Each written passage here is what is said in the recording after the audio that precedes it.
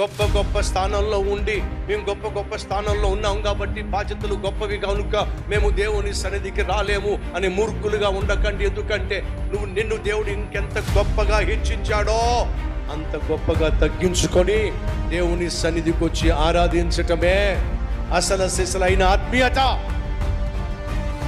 ఈరోజు మనలో కొంతమంది దేవుని చేత దీవించబడి ప్రమోషన్లు పొందుకొని ఉన్నతమైన స్థితికి స్థాయికి చేరిన తర్వాత దేవుని సన్నిధికి ఎందుకు రాలేకపోతున్నారంటే బాధ్యతలు పెరిగిపోయినాయి అండి. ప్రమోషన్ వచ్చింది కదండి, ఇప్పుడు రాష్ట్రానికి హెడ్ చేశారండి, డిస్ట్రిక్ట్కి హెడ్ చేశారండి.